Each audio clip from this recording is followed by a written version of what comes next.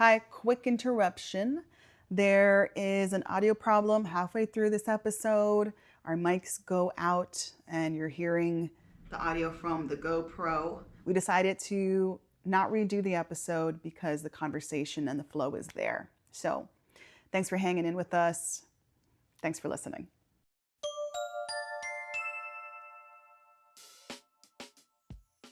Today we're going to talk about death. Oh my God. I'm so excited about it. You are. You I really am. are so excited about it. We don't talk about death a lot in We our don't. culture, and you're going to talk a little bit later about why that might be. Yeah. But it's something that we often actively engage in denial over. Yeah. So to orient our conversation, I just kind of wanted to start and talk about how profound it is that we're choosing to talk about death, especially here in our last episode. True. And really, like, what is death? And so a couple of things to contextualize death in our conversation is we talked in last episode about some of the core existential anxieties, and death is one of them. We know that awareness of our own death tends to create this undercurrent of fear, denial, motivation that shapes our behavior as humans. And so our behavior is incredibly shaped, inevitably, by our awareness of our own death. And so we'll talk a little bit about how that changes when we are actively engaged in death denial versus when we are reminded of our own mortality. That's kind of where I want to start. Okay. Yeah? Yeah, let's do it. All right. So I wanted to share some work by Daniel Becker. He's a sociologist. He also wrote a book called The Denial of Death. And he posits that our awareness of death shapes belief and behavior. And there's a couple different ways in which we as humans tend to deny death, right? First is complete denial. We don't think about it. We don't talk about it. We're really good about that in our culture here in the US. We often don't even watch ourselves age these days. So death is a complete taboo. Yeah. Taboo, really. A second way that we deny death is that we believe, well, it'll affect others and not me. I think, when thinking about this in the context of the US, I think because we haven't had a lot of war on our soil, I think there's a lot of ways in which we can engage in that sort of death denial, that it's somebody else's experience, but not necessarily us. It doesn't really touch us. And a third way in which we engage in death denial is by illusion or by taking part in belief systems that allow us to believe in everlasting life or life beyond death. One interesting thing when reading about Daniel Becker's work that I came across was how the awareness of death shapes people's behavior. And I wanted to bring up how there's a paradoxical nature to it. At first, when people are reminded of their own mortality, they tend to exhibit greater preference for their in-group, particularly people who share beliefs with them, and greater prejudice towards out-group or people who have different beliefs. So that's like a little bit alarming, right? With some awareness of my own mortality, I go to my corner, I clench up, and I need to protect what I believe. And it's like this us versus them thing that gets stoked. Then they found when people sit closer with their awareness of death, of their own mortality, if they can sit with it and grapple with it for longer, the opposite happens. Okay. And they display greater signs of compassion and feelings of connectedness to others. So it's like a phase 2. It's like a phase 2. Okay. And I think that's why I'm so excited about talking about death and why I think it's so important. So we can get to phase 2. So we can get to phase 2. So we don't have to be stuck in phase 1, Yes. scared, Yes. running, reaching. I believe in this, you believe in that, and then we don't even connect because we're not talking about the root right. of all of that, which is right. the fact that we all die, that all life is impermanent. Exactly. And we share that experience. And in fact, when we're stuck in phase 1, And we're stuck in phase one. We engage in what Becker calls terror management strategies. Terror. So this is the terror of death. Okay, so these terror management strategies. And he points out that there are all of these heroic projects that people engage in to rid the world of what their belief system or they believe is evil or wrong or bad. So we're gonna all these cleansing projects. Think of the Holocaust.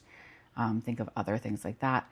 And in fact, these terror management strategies create more death and more suffering. So that's like what we have to lose when we get stuck in phase one, when we engage in death denial, and then every once in a while we get those little reminders of our own mortality, and we try to figure out, how do I stay alive but kill the source of death or kill the source of evil? Help me understand the correlation between ethnic cleansing, genocide, and what you were just saying.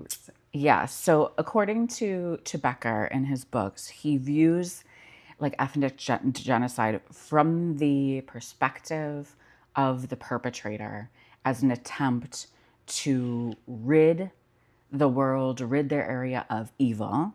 Oh, okay. And create utopia, right? So these big cleansing projects, which we can now, look back and say how not that it is.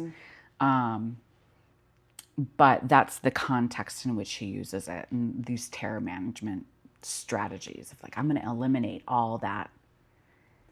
Gotcha. That reminds me or makes me feel threatened, reminds me of my own mortality, reminds me, or anything that I feel is connected to the amoral, connected to the unethical, under my own view. Interesting. Very interesting stuff. Whoa. Yep. And so that is where the terror comes from, whether we're aware of it or not. And we do these crazy things to manage it, including genocide. Okay. Yes, including genocide. Yes. I'm with you. Okay. Yes. And if we were to get to phase two, as you mentioned, yes, there would be no other. There would be no other. Yeah. There would be no other to demonize. There would be no other to wipe out. There would be no other to punish. Yes. There could be greater compassion. Oh, wait, what? There could be greater compassion. Yes, because we wouldn't have to manage our own terror. Yeah. We could hold it. We could hold it and hold the reality of existence.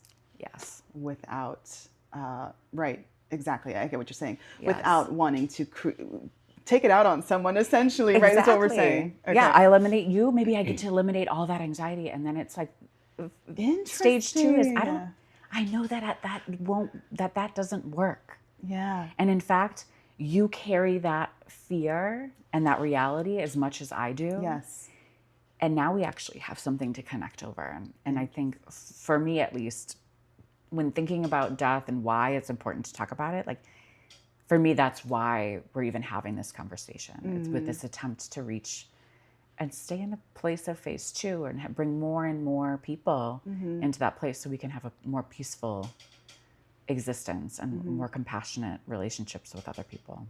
So Joseph Campbell, he says that he breaks up our history in these little sections around how we deal, or chapters with how we deal with death, whether we're life affirming, which means like we accept that death is part of the life cycle, or negating. And so the two that stick out for me are primal tribes. When we were all hunter-gatherers, and we would practice things like even cannibalism, essentially rituals that would honor death as a process of life. So things as extreme as cannibalism to other types of rituals that just honor death. It was like part of just a way of life. It was this tradition you did once a year, for 3 months out of, for like 2 weeks or 3 months out of the year or whatever. But it was woven into the fabric of those cultures, and there was an acceptance because they were so close to nature, and you could see death everywhere, from a fruit falling off of a tree decomposing on the ground to then becoming a new tree. You could see the Yes. full cycle because you were so connected to it. So death was something to celebrate because it meant more life. Yes. And they had I think we had a bigger scope of that. We understood our small place in it. So, and then fast forward, what we have now is a denial of death. And this is really, I think, being in the West, being in the States, which is primarily Christian, one of the core like tenets or ideas is that through salvation, there is no death for those saved through Christ. You have heaven. So there is no death. There's life after death. Right. You can continue to You exist. can continue it. You can continue Yes. exactly. And I think that's one of the main reasons why we don't talk about it, because whether we fall into that faith system or we're just kind of around it, we live in this culture, this idea of like, it's just something we don't talk about. It is taboo because there's life after death. And this is all suffering and terrible. So I really need there to be life after death. Yes. Too. That's how I can cope with the suffering of this life. Yeah. At least. Yeah. Yeah. Am I making sense? Yes, you're making a lot of sense. Okay. At least to me. Okay. So take us in. So you wanted to start with Genesis 3. Yes. Also known as Paradise Lost. So we know the story of Adam and Eve.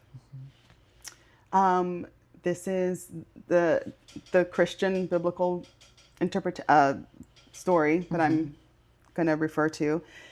I love this story because I think, now I'm not a scriptural literalist, so I don't take these things literally. I look for the myth and the what is the inherent like meaning here? What does it say about Symbolism. Yes. Yeah. What do these stories say about the human condition? And I love Genesis 3.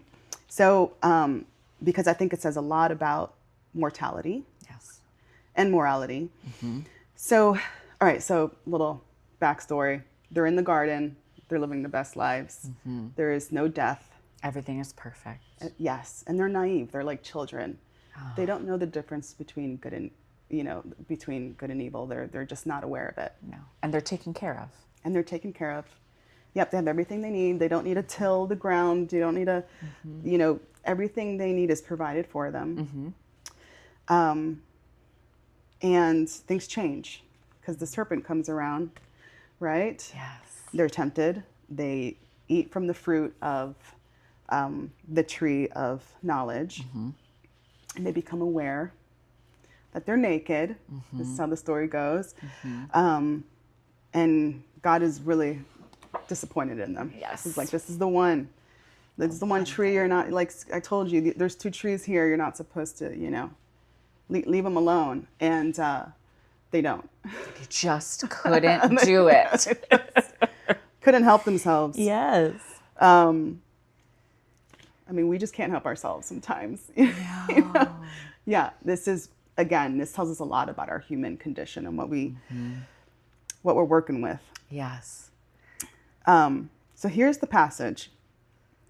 This is from the New Living Translation. I just find it a little bit more modern and more easy to understand. It says, "Then the Lord God said, 'Look, the human beings have become like us, knowing both good and evil. What if they reach out, take fruit from the tree of life and eat it? Then they will live forever.' So the Lord God banished them from the Garden of Eden, and he sent Adam out to cultivate the ground from which he has been made. After sending them out, the Lord God stationed mighty cherubim, angels, to the east of the Garden of Eden. And he placed a flaming sword that flashed back and forth to guard the way to the tree of life." He goes through a lot of effort to keep the humans away from the tree of life so that they can't live forever. Yes. And so this is part of our human condition, the fact that will always be inaccessible to us, eternal life, even though we have billionaires trying to biohack Right. that, Right. and live forever. This story tells us, gives us a cautionary tale. It tells us something. We believe there's something inherently unethical about living forever. And so we're going to explore some of that here. Yes. That's another part we're talking about. Excited. Yeah. So just to recap, Tree of Knowledge symbolizes moral consciousness, and Tree of Life symbolizes our immortality. Our mortality.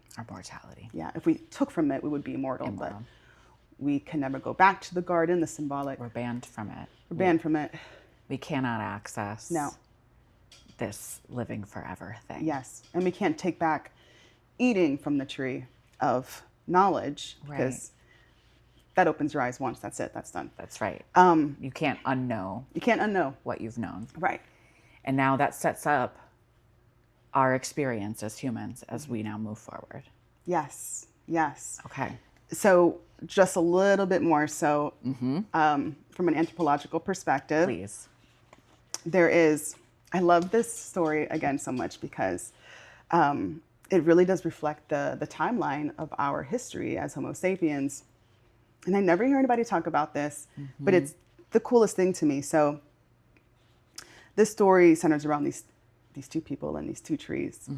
And, from an anthropological perspective, the phases of what we go through, of how we evolved was, so I'm going to do a little parallel. So leaving the trees, leaving the garden with the trees, our ancestors started to leave the trees around 7 to 3 million years ago.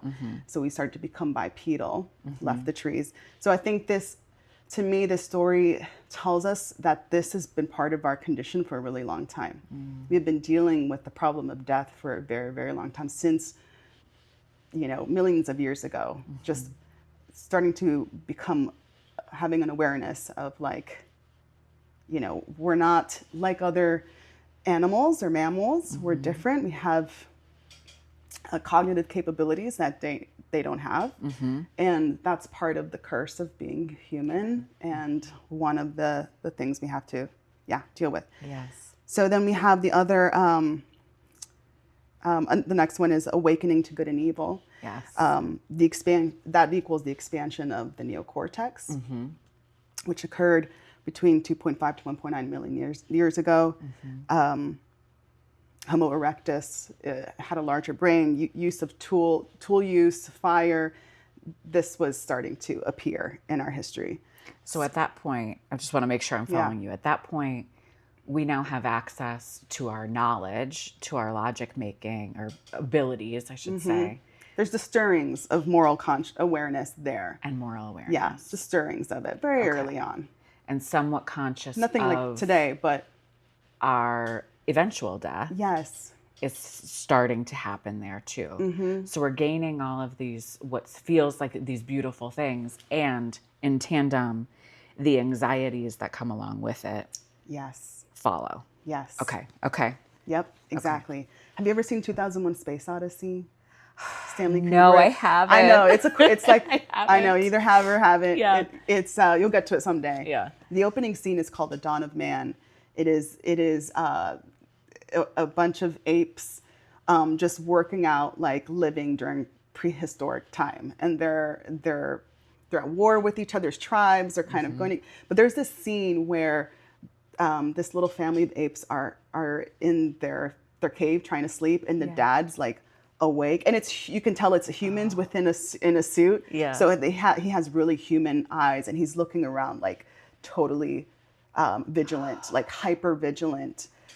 He can hear like a panther, I think, roaring up there. So he's just aware of death at any moment. Yes.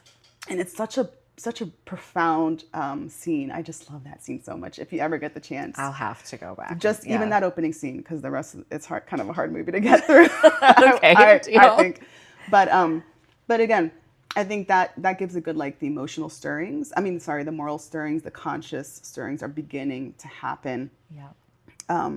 Around this time. And then back to the story of Genesis 3, facing death together. So they have to leave the garden. In the garden, there was no death. Around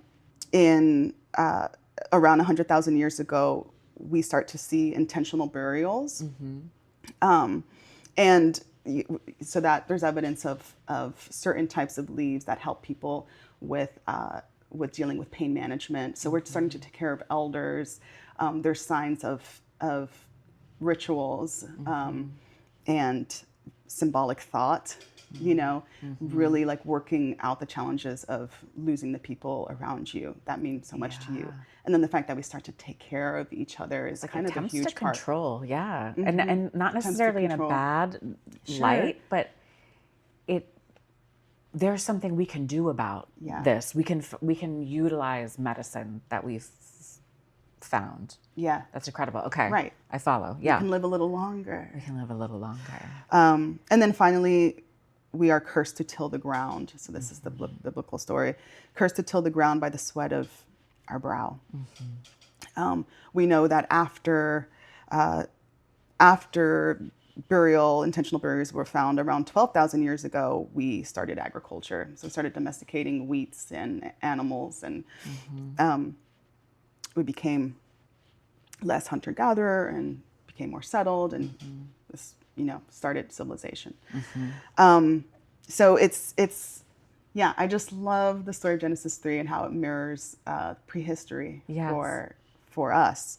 And it just means that, to me, it means that this is the problem of death and the problem of ethics has been with us for a really long time. This is one of the reasons why I love talking with you about these things, because you bring this anthropologic view, which is so interesting to me, one, and then different from the perspective that I come at things, which is more from a psychological view. And so as you're paralleling our evolution as the human species with Genesis 3, you're seeing it in an individual? In an individual, but I'm seeing it in the emergence of these core existential anxieties that I keep on harping on. Yeah. And I think about, okay, the moment that we're exiled from the garden, that is like the isolation. We are separated now from God. We are separate. So isolation being one of the core existential anxieties. We're now aware of our death, death being one, which we're talking about today. And then the fact that we have to toil the earth outside of these gates is this freedom, responsibility, tension, which is the third out of four of our existential anxieties. Like now that I've gained the freedom of knowledge or pursuit, I have to take care of myself, and there comes some suffering with that. And so it's just so interesting how many different layers and parallels we can find in what you open it up. It's like a one page in the Bible, in this story, but how profound. How profound. And back to the alienation, right? That's one of the existential, anxieties.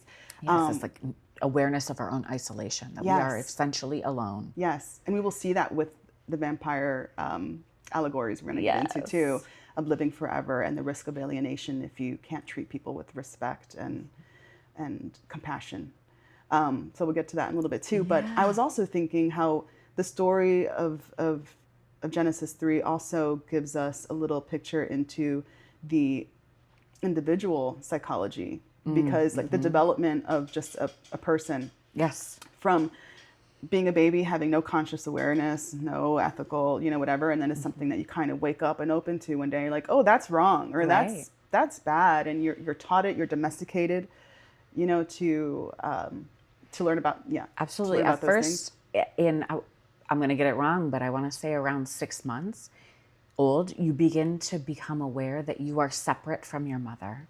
Yeah. So now that separateness, that isolation awareness begins. Yes. I see where you're going. Absolutely. Yes.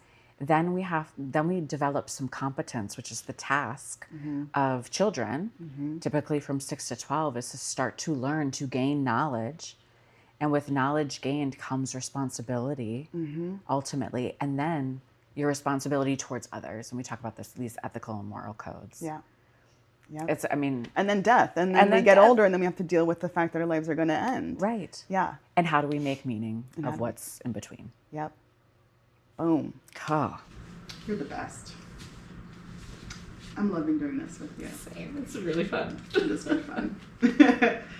So The Tree of Life, let me find my cue card. Okay, here we go. 2011, starring, this is really ironic. There was some autocorrect, and instead of Brad Pitt, it says Dead Pitt. It's Dead Pitt, all right. Brad Pitt, Uh-huh. Sean Penn, Jessica Chastain, director Terrence Malick, who did Badlands in 1973, which I have not seen on the list. So this movie is a meditation on death, memory, and existence. It's about grief. It's about like your place in the cosmos when you're dealing with something as profound as grief. A quick plot: a man recalls childhood and the death of his brother, seeking meaning in the grand scale of life. This was the first movie I saw at the MCM Theater. Really? 2011. Oh, I know. That's a special memory. It was. I went with Jana. I remember it so clearly. Isn't that sweet? I just saw it in preparation for this conversation, and it wrecked me. Holy. Yeah. Okay. I did try to give you a little warning. You did. Okay. And you even said I didn't have to watch the whole thing, but I did. You did. I'm so proud Of course of you. I had to. Yeah. So it's very cinematic. It's beautiful. There's not a lot of dialogue. No. And when you do hear dialogue, you'll hear a prayer, or you'll hear a quoted scripture, like the book of Job is quoted in the beginning. It's very internal. It's not dialogue between two humans typically. Yeah. Or those that are alive at least. Right. Yeah. It's a very different film, and it's very cinematic, very just beautiful. Teleports you, I think, into that artist place. Yeah. You know what I mean? So much feeling. So much feeling. Yes. What do you want to say about it? What stuck out for me when watching was just these two places that we had to hold throughout the story, meaning like the very individual experience of this individual family that goes through incredible loss, and the intensity of the grief that they're feeling and all of the emotions that go around it, the desperation and the anger and the sadness and just so much of that. And then the juxtaposition of this view of the cosmos and the world where that family's problem is like nothing but a speck. Yeah. And there's still like awe and wonder and grief in that too. And just being able to hold both views. I almost think about it as zooming way in and zooming way out at the same time. It gosh, you talk about that artist place. It feels like it broke me open. Yes. It's hard to put words towards. It just was, I mean, you kind of sit back and open your eyes kind of experience. The macrocosm and the microcosm, and yes, holding space for all of it. It's profound. There's that scene, the creation sequence. Yes. Oh, this is my favorite part of the film, of course, but it takes you through like cosmic birth, deep time. You see the evolution of dinosaurs. And it's violent. It's violent. Oh my goodness, just life trying to life, you know? Chaos. Yes. And death and birth. And beauty. Immense beauty. Yes. Beauty. Just how gorgeous the cosmos is. Overwhelming in all ways. Yes. Yeah. How gorgeous the planet is. I mean, how beautiful it all is to be alive, to have consciousness, to exist. And then the terror of that it all goes away. That's what that scene does for me. Yes. Or that's what it hits on for me. Yes. And then over this amazing sequence on top of that, they're playing Lacrimosa by, let me see if I can get this right, Zbigniew Preisner, Polish, from his Requiem for My Friend, 1998. I was listening to that record as I was making these cue cards. Yeah, that record is beautiful. But this song, Lacrimosa, that's Latin, but sounds a lot like the Spanish word for being full of tears.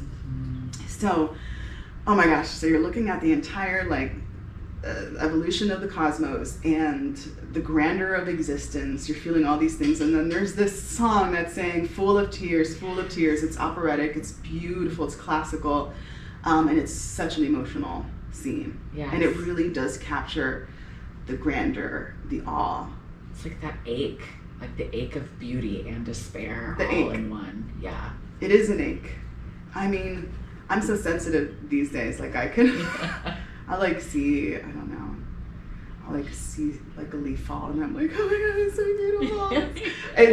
It's so overwhelming. I just that sequence is absolutely gorgeous. Mm-hmm. It does tell us and show us that death and grief for this person who is recalling his childhood as he's kind of reconciling the death of his brother. Mm-hmm. That is inseparable from also the grandeur of existence, like we were just saying, how we have to hold space for all of those very complex and huge emotions. Mm-hmm. They're huge. Mm-hmm. And they're complex and they're huge emotions on the individual level, and like, I almost want to say, and no big deal in the grander scheme. Like, not no big deal, but like, it's not tragic. It's just the truth. Yeah. It is just what is. Yeah. It isn't tragic. No, it feels I mean, and the feeling It can that feel tragic. on the personal level. Yeah. But it is just how Mm-hmm. this world and life works. Yeah.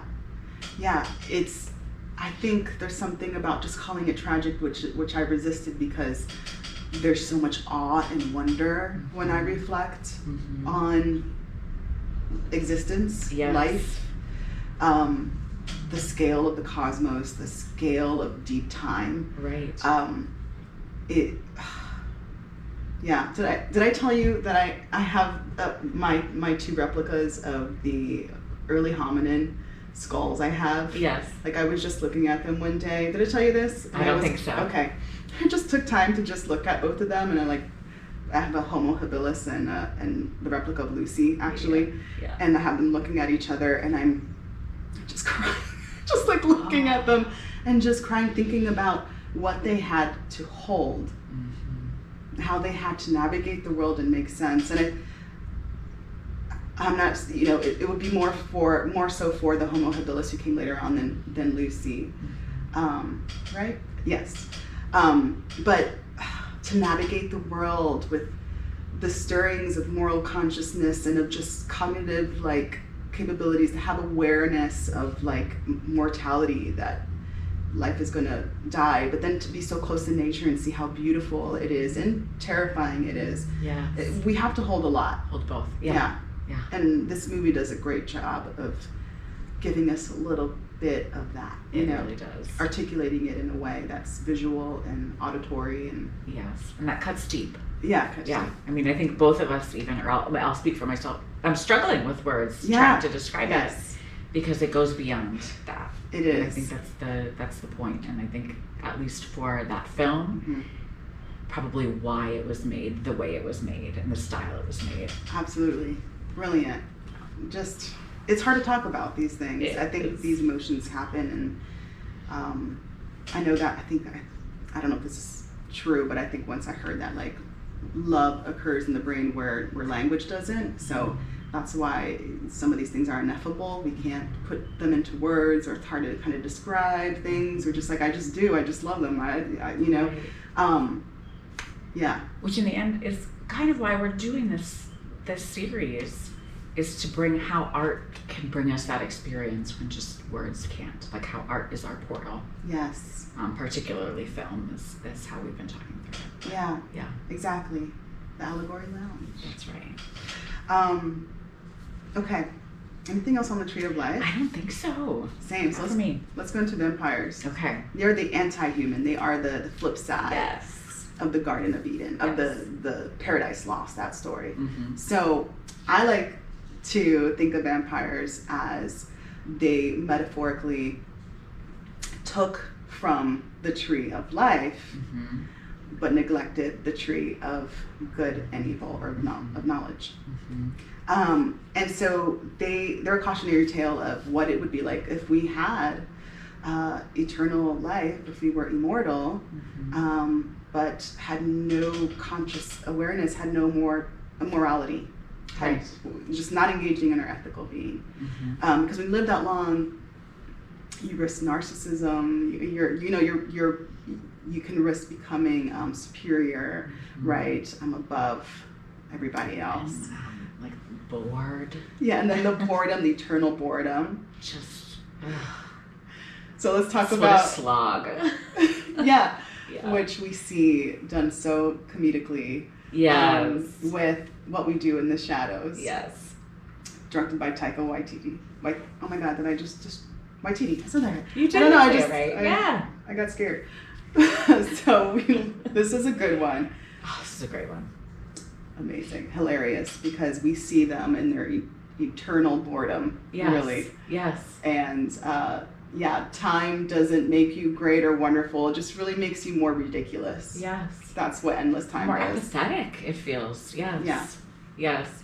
One thing that's really stuck out to me while watching this is we find out early on in season 1 that these vampires, Nandor, Nadja, Laszlo, were given a task to take over the U.S. to have this great takeover and have vampires rule the United States. And we have the context that Nandor has experience taking over nations and has experience with these great kind of military pursuits. But we find that they have done none of that. No. There has been no progress. No motivation. No, they've been shirking their responsibilities. There's no interest. And it really they spend their days bickering, kind of aimlessly wandering about and reminiscing particularly in memories from which they were their human selves, which I found very interesting. You're so right. I didn't make that connection. That's such a good point. Having a limit on our lives gives us a sense of urgency to accomplish things. Yes. It's a certain pressure. I mean, we talk about, I think you and I have talked about this before, the concept of eustress, a good stress, a stress that actually makes us more productive, healthier. And what I think the vampires are lacking, if we use that frame, is the eustress of knowing and being aware of our own mortality, the eustress of time, of the pressure of how do I make use of this limited but valuable thing that I have. And we find even at some point in, I believe I'm pretty sure it's the first season, because I don't think I got too far into the second, was that when these characters are faced with their potential death, all of a sudden, this is the only point in the show, at least until then, that I had seen them discuss about what they wish they would have done. Yes. What they wish they could have been. What regrets they might have had. Yeah. And this is a scene where they're in the well and they see the sun starting to crouch in on them. They're trapped and they know that death is imminent. And then all of a sudden, discussions about meaning and how they intended to live their life abound, whereas no other time in this show are they important. They just, it's very what's the word you use?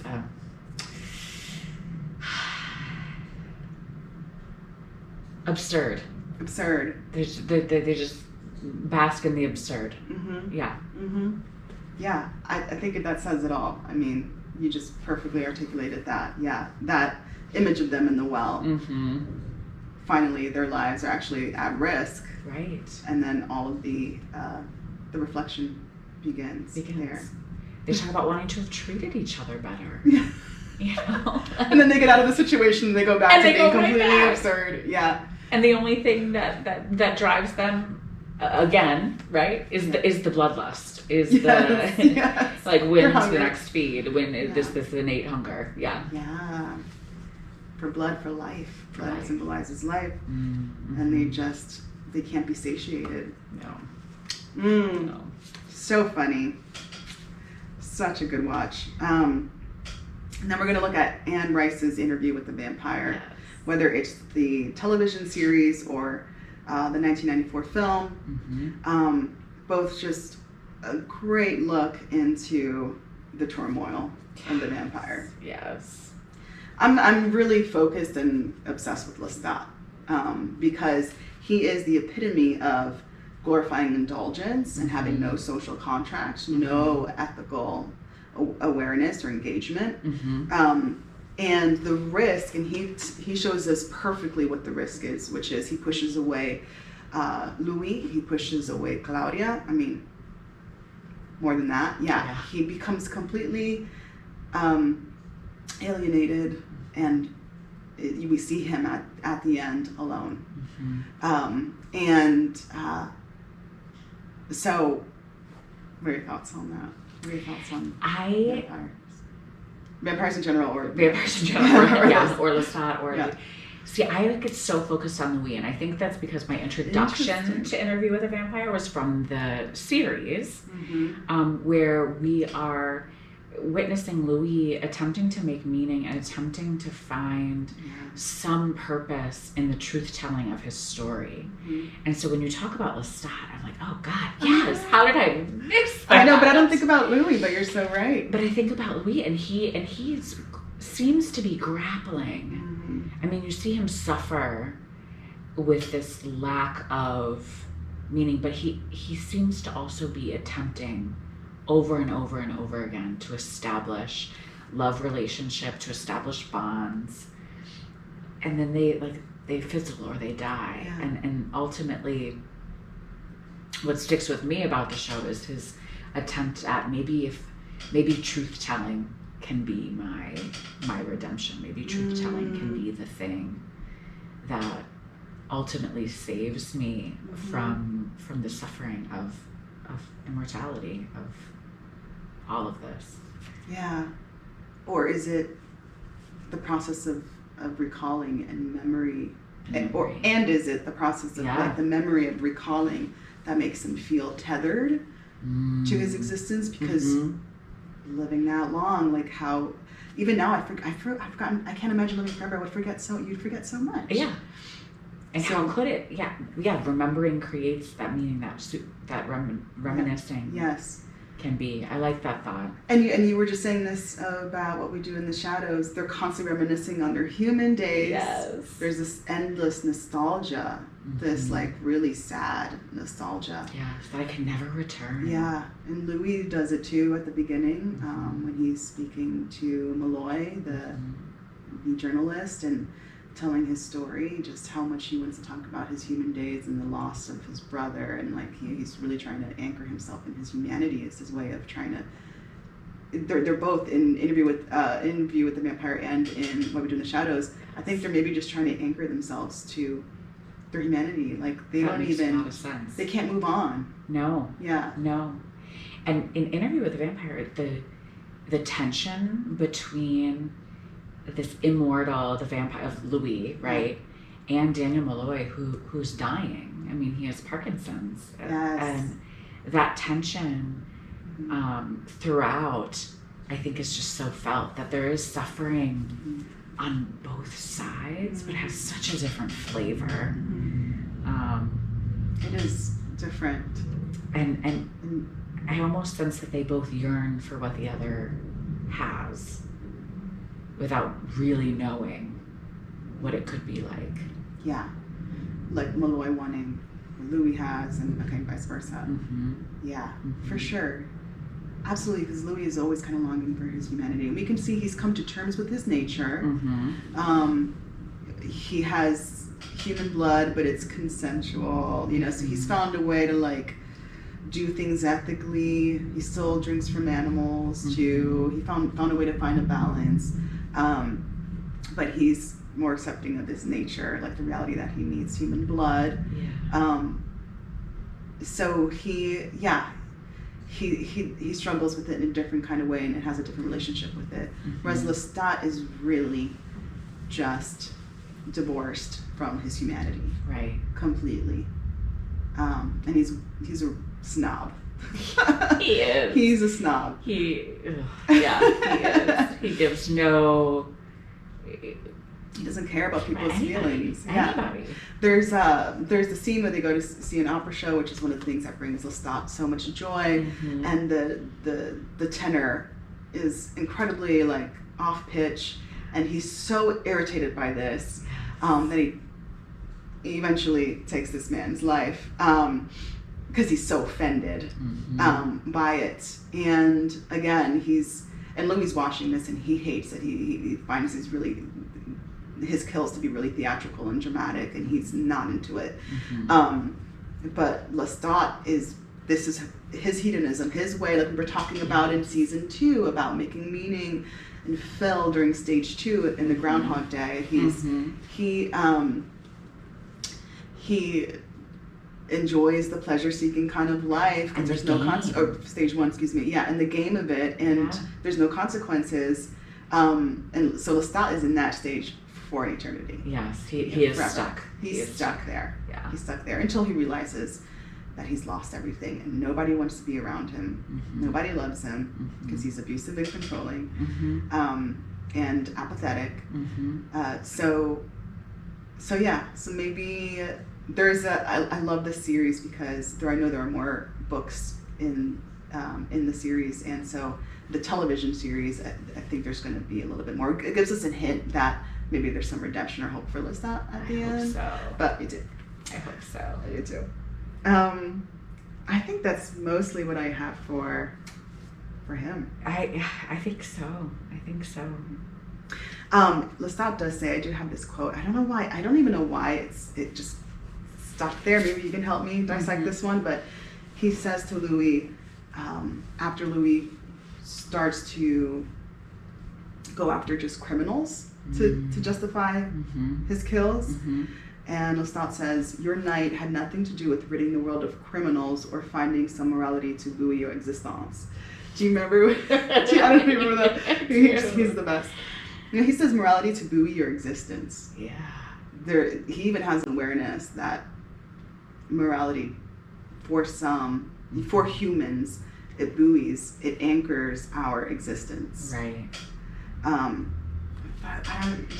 It just kind of was like, that's really insightful, Lestat, that he would say that, and still. It's striking. And then he seems so, his attitude is so rebellious against that. It's almost like, and I don't. And I totally. Like, and I'm above and beyond that. It's a nice try. And he says, the one thing about being a vampire that I most fear above all else is that of loneliness. You can't imagine the empty void stretching out for decades at a time. Yeah. So even he's aware. You know. Yeah, he's aware of the loneliness and the alienation, but he's stuck. He just doesn't get to the point yet, for a while of like appreciating the people around him and being compassionate and empathetic. And so it's a tragedy. It is a tragedy. Yeah. But having finite lives is what helps us to treat each other better. I love that research that you had just come across. Yes. The phase 2. Yes. So if we can just talk about it more and not be so uncomfortable with it or think it's a weird conversation, but because it's all there whether we're it's there whether we're consciously having conversations about it or not. It's part of the reality of existence, and if we could get it out more, then we can get to phase 2 where we're not so married to our ideas or our identities, and we could see the common thread in all of us, which is our shared humanity. It's our shared humanity. We're just trying to make the most of it. Well said. Thanks. Yeah. If you say so. I mean it. Thank you. Oh, this was great. This was really fun. Thank you. You're welcome. Was. Thanks for talking about death with me. You're so welcome. Anytime. Yeah. Appreciate you. We did it! Oh, I'm gonna give you a hug. Oh, I'm so proud of us. Did our battery last? Great question.